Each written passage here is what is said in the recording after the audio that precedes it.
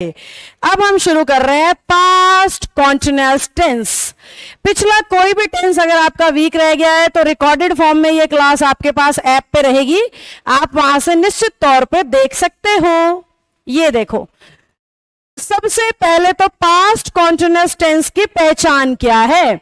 रहा था, रही थी, रहे थे, इनमें से कुछ भी दिखाई देगा तो हम मान लेंगे टेंस कौन सा है? Past continuous. कैसे? उसने कहा अमन फोन पर बात कर रहा था। उसके पिताजी अखबार नहीं पढ़ रहे थे। क्या तुम पेड़ पर नहीं चढ़ रहे थे? समझ गए हम बात को? तो लास्ट में रहा था, रहे थे, रही थी, रहा था में से कुछ भी हमें मिलेगा तो हम मान लेंगे कि टेंस कौन सा है? Past continuous. अब बात ये आती है कि मैम ट्रांसलेट कैसे करेंगे, सॉल्व कैसे करेंगे? आ जाओ तो पैनल पे सिखाती हूं। पास्ट कॉन्टिन्यूअस, ध्यान से मेरी बात सुनना बेटा।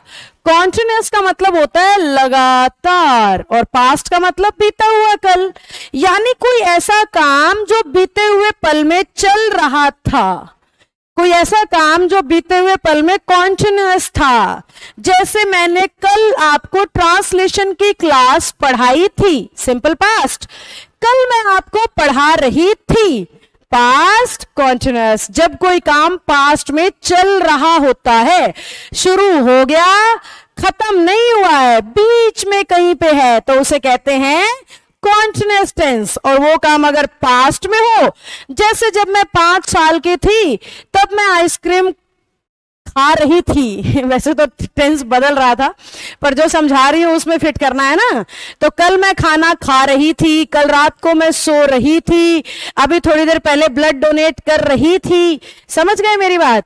तो जहां पे भी हम बात करेंगे पास्ट में काम चलने की अवस्था की तो टेंस होगा पास्ट कॉन्टिन्यूअस। और जैसे कि हर तरह के टेंस में 4 तरह के स्ट्रक्चर होते हैं तो इसमें भी 4 हैं। सबसे पहला क्या पढ़ाती हूं आपको? अफर्मेटिव। एम ज्यादा बड़ा हो गया और मार्कर को भी थोड़ा सा स्लिम कर लें। सबसे पहला टेंस कौन सा? अफर्मेटिव। फिर क्या सिखाती हूं? नेगेटिव।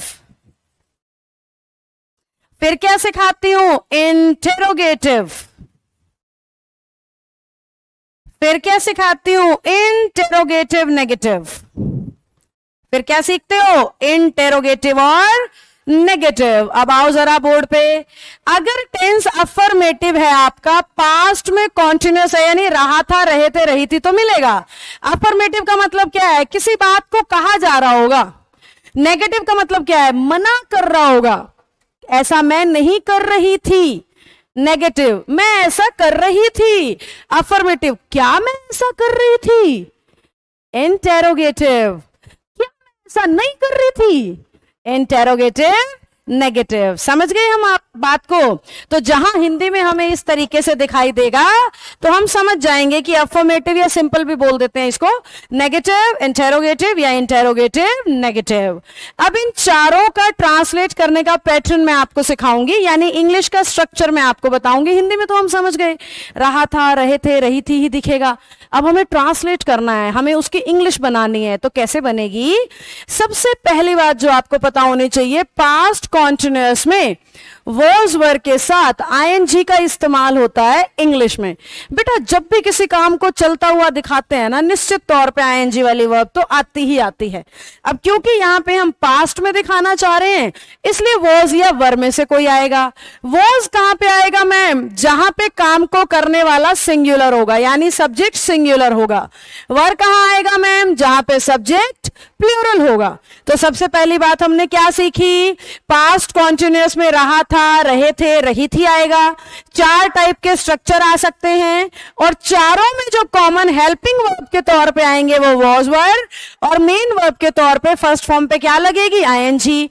जहां भी टेंस कॉन्टिन्यूअस होता है आईएनजी लगता ही है, बस पास्ट होने की वजह से यहां पे वॉज और वर्ब भी है।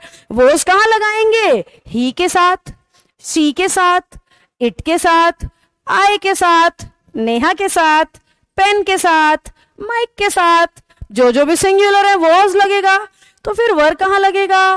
वी के साथ, वी वर हैप्पी, वी के साथ लगेगा, क्योंकि वी क्या है भाई? प्लूरल है। दे क्या है? प्लूरल है। अब ये प्लूरल क्या होता है? एक से ज्यादा को जो दिखाए। Pens were, pen was, I was, you were, he was, they were. समझ रहे हो? Neha was, Neha and Naveen were. Clear हो गया? तो वॉज कहां लगाएंगे? जहां सब्जेक्ट एक है। वर कहां लगाएंगे? जहां सब्जेक्ट एक से ज्यादा है। समझ पा रहे हो मेरी बात को? अब वॉज वर आईएनजी कॉमन है, तो अफर्मेटिव में क्या होगा? सबसे पहले लिखोगे सब्जेक्ट, सब्जेक्ट के बाद लिखोगे हेल्पिंग वर्ब, सब्जेक्ट के हिसाब से। अगर सब्जेक्ट सिंगुलर होगा तो वॉज लिख देना, अगर सब्जेक्ट प्लूरल होगा तो वर लिख देना।